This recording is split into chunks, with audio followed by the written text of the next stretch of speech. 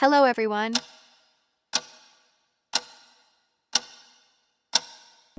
At just 15, she was discovered on a beach in Corsica, a teenager who never imagined she would become one of the most recognizable faces of the 1990s. Laetitia Casta was called the new Brigitte Bardot, a symbol of sensuality and French beauty, at a time when the fashion world was dominated by sharp, angular silhouettes. Her curves, her natural charm, and her undeniable charisma challenged the cold perfection of the supermodel era. By her early 20s, she had become a Victoria's Secret angel, the face of L'Oréal, and the embodiment of Marianne, the national symbol of France. But beneath the glamour was a woman navigating the pressures of sudden fame, typecasting, and the burden of being seen not only as a model, but as an icon of an entire nation. Laetitia Marie-Laure Casta was born in 1978 in Pont-Audemer, a small town in Normandy, France. Her childhood was far removed from the glamour that would later define her life. She grew up in a close-knit family, with her father of Corsican descent and her mother from Normandy, giving her a dual identity that shaped both her looks and her sense of self. Summers were often spent on the island of Corsica, where the rugged beauty of the landscape mirrored the wild, natural charm that would one day make her famous. As a little girl, Laetitia was shy but playful. She preferred nature to crowds, often running barefoot through fields or exploring the Corsican coast with her siblings. Those early years instilled in her a groundedness that she would carry into adulthood, even as the fashion world tried to mold her into a polished ideal. Unlike many girls who dreamed of runways and cameras, Laetitia did not imagine a career in fashion. Her family was modest, valuing stability and tradition over extravagance. Modeling was something distant, associated with faraway cities like Paris or Milan, not the life of a girl growing up between Normandy and Corsica. She was more concerned with her studies, her friends, and her simple coastal life. Her physical appearance, however, was impossible to ignore. By her teenage years, she had blossomed into a striking young woman with luminous blue eyes, full lips, and a figure that contrasted sharply with the waifish ideals that were beginning to dominate 1990s fashion. Locals often remarked on her resemblance to Brigitte Bardot, though Laetitia herself brushed off such comparisons with youthful modesty. Life at home was warm but disciplined. Her parents taught her the values of humility and resilience. Her Corsican heritage gave her a strong sense of pride and independence, traits that would later help her resist the pressures of an industry that often demanded compliance. At the same time, growing up in small-town France also came with limitations. Opportunities were scarce, and the idea of being discovered seemed more like fantasy than possibility. But there was always something about her presence that stood out, even without trying. Laetitia carried a natural magnetism and ease in her movements, a spark in her eyes, a sense of freedom that could not be taught. These qualities, unnoticed by her at the time, would soon change her life forever. Her childhood, marked by simplicity, family bonds, and the natural landscapes of Normandy and Corsica, gave Laetitia Casta a foundation of authenticity. She was not born into fashion. She was born into earth and sea, into tradition and resilience. That grounding would later make her stand out all the more when the lights of Paris, New York, and Milan turned their gaze upon her. Laetitia Casta's path to modeling began not in Paris or Milan, but on a quiet beach in Corsica. She was only 15 when fate intervened. A photographer on holiday noticed her playing in the sand, her beauty so striking that it seemed to demand attention even in the most ordinary setting. He approached her family with the idea that she should try modeling. At first, Laetitia's parents hesitated. They valued stability and worried that the world of fashion was too dangerous, too unstable for their young daughter. But the spark of possibility had been lit. Laetitia herself was skeptical.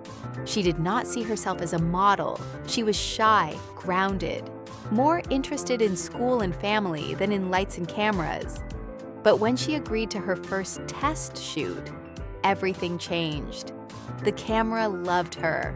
Her luminous blue eyes and her natural, almost wild beauty translated effortlessly into photographs.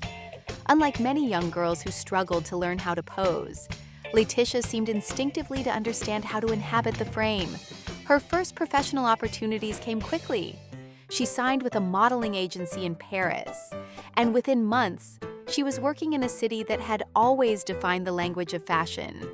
The transition was overwhelming. Paris was a world away from the simplicity of Normandy and Corsica. Casting calls were crowded, competitive, and intimidating. Laetitia often felt out of place, a provincial girl thrust into an arena of polished professionals. But her difference became her advantage. At a time when the fashion industry was obsessed with the thin androgynous look, popularized by models like Kate Moss, Laetitia's figure stood in defiance. She had curves, softness, and sensuality.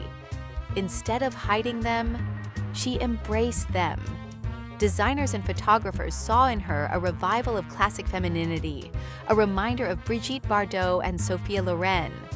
This contrast made her unforgettable. Her first major breakthrough came when she was chosen as a guest girl in the early 1990s. The campaign, shot in sultry black and white, showcased her sensuality and youthful energy. Overnight, she became recognizable far beyond France.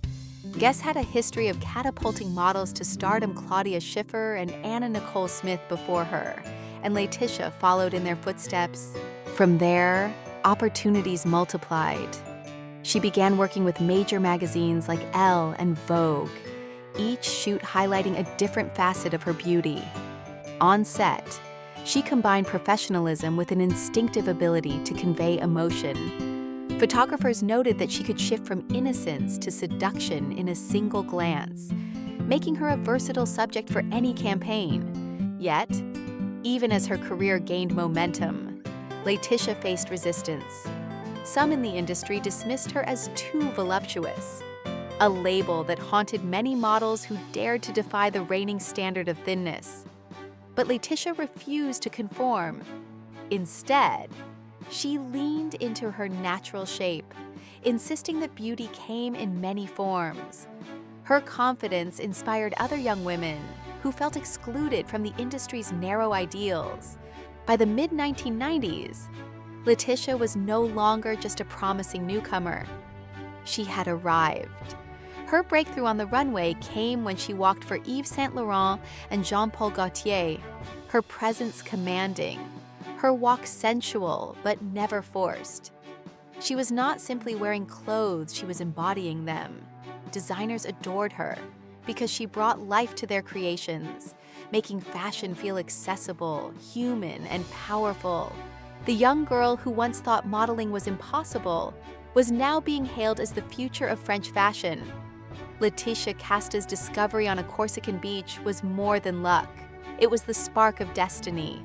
And with each cover, each campaign, each runway, she proved that her place in the industry was not an accident.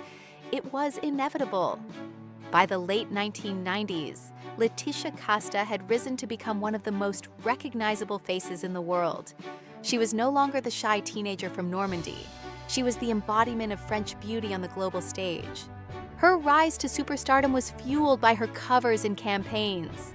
She appeared on the front of Vogue Paris, Elle, and Rolling Stone, her image capturing both sensuality and playfulness. Each cover reinforced her status as the new face of femininity, a counterbalance to the waifish look dominating the decade. One of her defining moments came when she became a Victoria's Secret angel in 1998. Walking in the famous shows, she exuded confidence. Her curves celebrated in a way that felt revolutionary at the time. Alongside names like Tyra Banks, Heidi Klum, and Adriana Lima, Laetitia became part of the elite group that defined lingerie glamour for a generation. At the same time, she became the face of L'Oreal, securing one of the most prestigious beauty contracts in the world. Her catchphrase, "Because you're worth it," carried added meaning when spoken by her. For millions of women, Seeing Laetitia in global campaigns was both aspirational and relatable. She was glamorous, but she also felt real. Laetitia also thrived on the runway. She walked for Yves Saint Laurent, Jean-Paul Gaultier, and Chanel, her presence magnetic, her movements fluid. She had a way of commanding attention without theatrics, embodying the timeless elegance of haute couture while maintaining her youthful spontaneity. Designers adored her because she did not just model clothes, she animated them, giving each look a story. Her cultural impact reached its peak in 1999 when she was chosen as the new Marianne, the national symbol of the French Republic. Sculptors used her likeness to represent liberty and the spirit of France, placing her in a lineage that included Brigitte Bardot and Catherine Deneuve. This honor cemented her status not only as a model, but as a cultural icon. What defined Laetitia's peak was her ability to cross boundaries. She was equally successful in commercial campaigns and high-fashion editorials, a feat many models struggled to balance. She was as comfortable selling lingerie as she was embodying couture. This versatility made her indispensable in the industry. By the early 2000s, Laetitia Casta was everywhere on billboards, runways, and in magazines worldwide. She had achieved what few models ever could. She was not only a supermodel, but also a symbol, carrying the weight of both fashion and national identity. Her golden era was not just about beauty, but about redefining what it meant to be iconic. What set Laetitia Casta apart from many of her peers was her refusal to bend to fashion's rigid standards. In the 1990s, the industry celebrated the waif look ultra-thin, androgynous bodies, sharp angles, and almost fragile appearances. Laetitia embodied the opposite. With her curves, radiant smile, and natural sensuality, she represented a return to classical femininity. She was often criticized for being too voluptuous or too real for high fashion, but she never allowed these criticisms to shape her. Instead, she leaned into her difference and made it her strength. She was also unafraid to speak out. At a time when models were expected to remain silent and compliant, Laetitia used her growing platform to challenge stereotypes. She insisted that women should not be forced to starve themselves to be considered beautiful. Her openness about body diversity came years before the industry began embracing broader definitions of beauty. She reminded the fashion world that real women had curves, and she embodied that truth on the runway with unapologetic pride. Her selection as Marianne, the national symbol of France, highlighted this defiance. By choosing Laetitia, France embraced a woman who did not fit the cookie-cutter mold. Sculptors and officials praised her as a modern representation of liberty and strength, one rooted not in fragility, but in vitality. It was a bold cultural statement at a time when the global fashion industry often ignored such ideals. Laetitia also resisted the idea that models should remain only in the realm of fashion. She pursued acting, appearing in films such as Asterix and Obelix versus Caesar and Gainsbourg v. Héroïque. Though critics were divided, her decision to expand beyond modeling was itself an act of rebellion. She refused to be boxed into a single identity. For Laetitia, beauty was only one part of her story. Even in her personal life, she resisted expectations. She never courted scandal for publicity. She kept her private world largely protected, showing that a model could maintain both fame and dignity. In interviews, she spoke about motherhood, identity, and independence with a candor that contrasted sharply with the polished, controlled image many of her contemporaries presented. Her difference lay in her authenticity. Laetitia did not pretend to be someone she was not. She brought her Corsican roots, her natural body, and her outspoken mind to an industry that often demanded conformity. And instead of being diminished by her refusal to comply, she became more powerful. In the end, Laetitia Casta's greatest defiance was simple. She proved that beauty is not about erasing individuality, but embracing it. She stood against the thin, silent ideals of the 90s and declared, through her presence and her voice, that real women belonged in fashion. as quickly as Laetitia Casta had risen, the fashion world began to change around her. By the early 2000s, the industry was shifting once again, favoring younger, edgier faces, and moving away from the voluptuous beauty she had come to symbolize. The very curves that once made her stand out were now labeled too classic, a polite way of saying she no longer fit the new trend. Her transition into acting, though bold, was not without its struggles. While she appeared in several French films, and even gained praise for her role as Brigitte Bardot in Gainsbourg Vie Héroïque, critics often questioned her acting skills. Some dismissed her as a model trying to extend her fame, rather than a serious actress. For Laetitia, the scrutiny was relentless. Every performance was measured not only against her peers in film, but against the legacy of her modeling career. There were also controversies. Her appointment as Marianne in 1999, though celebrated, sparked debate in France. Some critics claimed that choosing a lingerie model as a national symbol was inappropriate. Others argued she was too young, too commercial, to embody the ideals of the Republic.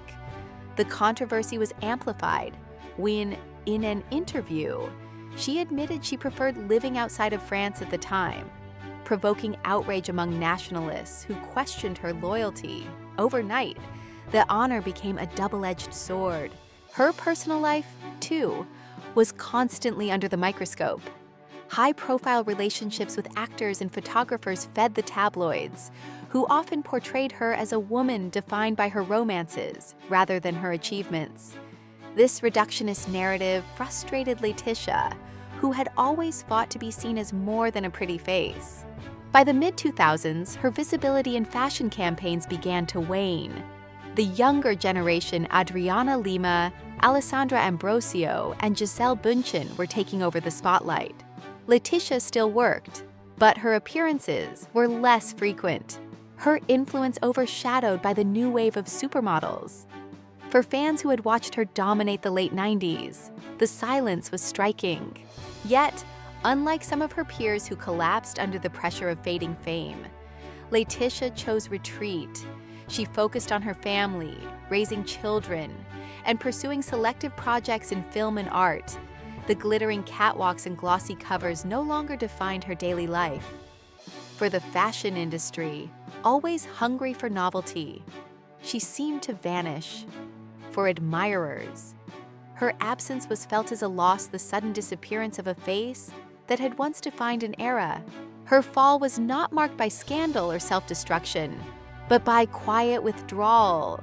Still, in the eyes of the public, Laetitia Casta's reduced presence was interpreted as disappearance, a reminder of how swiftly the fashion machine discards even its brightest stars once they stop feeding its appetite. Laetitia Casta's story is not one of disappearance, but of transformation. She began as the teenage girl discovered on a Corsican beach, became one of the defining faces of the 1990s, and then chose to step away before the industry could dictate her end. Her legacy lies in her defiance of the norms. At a time when thinness and detachment ruled fashion, she brought back sensuality, warmth, and humanity. She was not a mannequin. She was a woman with curves, charisma, and presence. Her appointment as Marianne made her more than a supermodel. It made her a cultural symbol of France, placing her in the lineage of icons like Brigitte Bardot and Catherine Deneuve. Today, her images remain timeless, whether in Guess campaigns, Victoria's Secret wings, or Vogue covers. Laetitia continues to embody a beauty that was never about trend, but about authenticity. She proved that glamour could coexist with naturalness, that a model could be both commercial and high fashion, and that true beauty endures even when the spotlight moves elsewhere. Perhaps the question is not why she stepped back, but whether fashion ever truly knew how to handle someone like her. Was Laetitia Casta a reminder of a bygone era, or is she proof that elegance never fades?